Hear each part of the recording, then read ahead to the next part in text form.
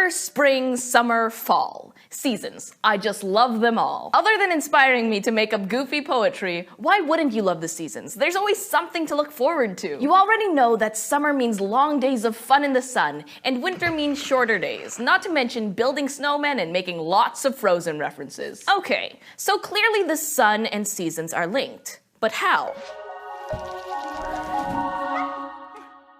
You already know that the sun is pretty important. It is the center of the solar system, after all. You also know that our planet, Earth, revolves around the sun, making its orbit once every 365 days. And remember, Earth isn't taking that lap while it's standing straight up and down.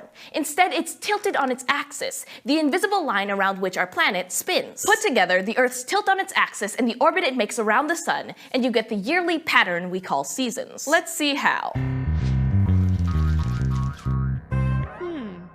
Since the Earth is tilted, for part of the year, one of the hemispheres, which is half of the Earth, is leaning toward the sun, and the other part of the year, it's leaning away. Let's follow the northern hemisphere once around the sun to see how this works. In June, the northern hemisphere is tilted towards the sun. This means that it's getting a lot of direct sunlight, light that's hitting it straight on. If you've ever sat directly underneath a bulb, you know that things can get pretty hot, and that's exactly what's happening to the northern hemisphere. It's summertime and the living is easy. Temperatures are warm and days are long. In December, though, the northern hemisphere is tilted away from the sun. It's getting indirect sunlight, meaning light is hitting it at an angle. Indirect sunlight means cooler temperatures, shorter days, and, for lots of folks, hot cocoa and bundling up since it's winter. But how can the angle of the sun's light make a difference between hot and cold?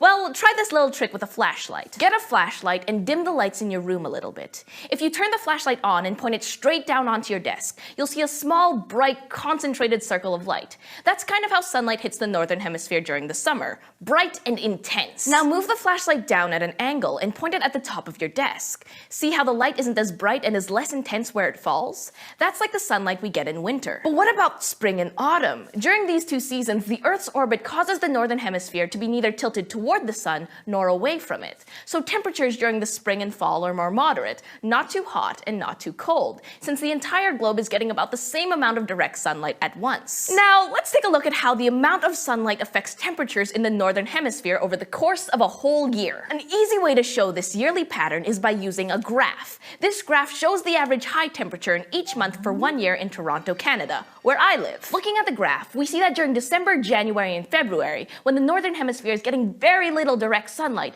temperatures are low. And in the months of June, July, and August, when the tilt of the Earth on its axis is causing Toronto to get direct sunlight, the temperatures are much higher. Proof positive that something is going on here, and that something is this. The season that you're experiencing right this very minute is caused in part by the amount of direct sunlight you're getting. So, seasons are caused by the Earth's tilt on its axis as it cruises around the sun in its orbit. When one hemisphere gets more direct sunlight, it's summer there. Temperatures are warmer, days are longer, and nights are shorter. And when it gets more indirect sunlight, it's winter. Temperatures are cooler, days are shorter, and nights are longer. And now you know what causes summer, spring, autumn, and winter.